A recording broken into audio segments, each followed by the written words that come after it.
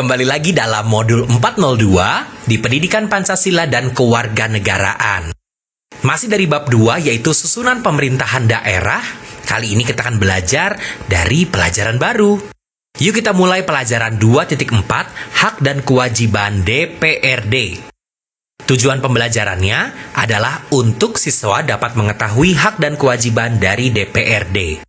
Sebelumnya kan kita sudah mempelajari tugas dan wewenang DPRD. Sekarang kita akan membahas hak dan kewajibannya. Sudah siap belajar? Jadi, DPRD atau Dewan Perwakilan Rakyat Daerah memiliki 3 hak utama. Yang pertama, hak interpelasi, yang kedua, hak angket, dan yang ketiga, hak menyatakan pendapat. Kita akan mulai dari yang pertama, hak interpelasi. Hak pertama dari DPRD yaitu hak interpelasi adalah hak untuk meminta keterangan kepada kepala daerah, baik gubernur atau bupati dan wali kota, mengenai kebijakan pemerintah provinsi atau kabupaten kota yang berdampak luas pada kehidupan bermasyarakat dan bernegara. Contoh kasusnya seperti ini anak-anak. Penggunaan hak interpelasi oleh DPRD Kepulauan Riau terhadap mutasi pejabat yang dilakukan oleh Nurdin Basirun selaku Gubernur Kepulauan Riau pada tahun 2016. DPRD menggunakan hak interpelasinya semata-mata bertujuan untuk mendorong perbaikan kinerja pemerintah. Berikutnya, hak angket. Hak angket adalah hak untuk melakukan penyelidikan terhadap kebijakan pemerintah provinsi atau kabupaten kota yang berdampak luas pada kehidupan bermasyarakat dan bernegara yang diduga bertentangan dengan peraturan perundang-undangan. Contoh kasusnya seperti ini.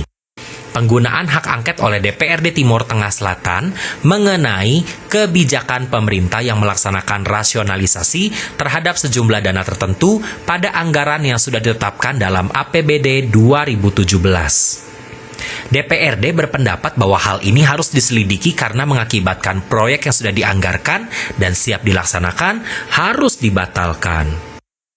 Sekarang kita masuk ke hak ketiga, hak menyatakan pendapat.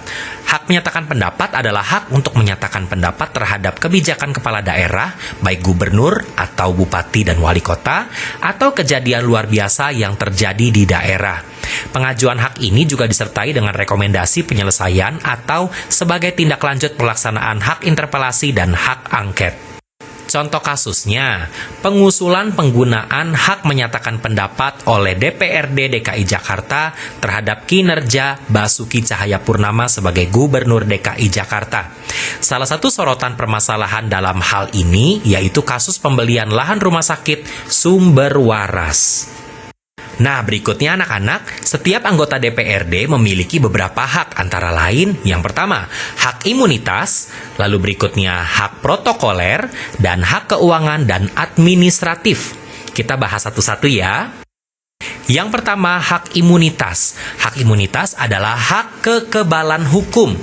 Maksudnya adalah anggota DPRD tidak dapat dituntut di depan pengadilan karena pernyataan, pertanyaan, atau pendapat yang dikemukakan secara lisan atau tertulis di dalam rapat DPRD. Namun, hak imunitas ini tidak berlaku apabila ternyata anggota DPRD mengumumkan hal-hal yang telah disepakati untuk menjadi rahasia negara dalam rapat tertutup DPRD. Berikutnya, yang kedua, hak protokoler adalah hak untuk memperoleh kehormatan berkenaan dengan jabatannya baik dalam acara kenegaraan, acara resmi pemerintah, maupun acara-acara yang dilaksanakan di daerah. Hak ini mengatur diantaranya mengenai posisi anggota DPRD dalam tata tempat dan tata upacara suatu acara resmi. Yang ketiga, hak keuangan dan administratif. Hak ini adalah hak untuk memperoleh penghasilan dan tunjangan-tunjangan yang besarannya disesuaikan dengan kemampuan daerah. Dan hak ini diatur dalam Peraturan Pemerintah Nomor 18 Tahun 2017 mengenai hak keuangan dan administratif pimpinan dan anggota Dewan Perwakilan Rakyat Daerah. Nah, berikutnya kita akan melihat penghasilan yang diberikan kepada anggota DPRD, diantaranya berupa uang representasi, tunjangan keluarga, tunjangan beras, uang paket, tunjangan jabatan, dan tunjangan alat kelengkapan. Selain hak, kita juga akan melihat kewajiban anggota DPRD. Apa saja ya kewajiban dari anggota DPRD? Yang pertama, memegang teguh dan mengamalkan Pancasila.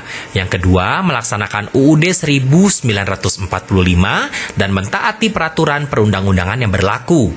Ketiga, memelihara kerukunan nasional dan keutuhan NKRI. Keempat, memperjuangkan kesejahteraan rakyat. Lalu kelima, mendahulukan kepentingan negara di atas kepentingan pribadi, kelompok, dan golongan. Tidak sampai di situ saja.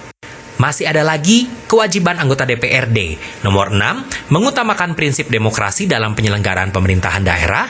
Nomor 7, menjaga etika dan norma dalam hubungan kerja dengan lembaga lainnya. Nomor 8, menampung dan menindaklanjuti aspirasi rakyat. Nomor 9, mentaati tata tertib dan kode etik.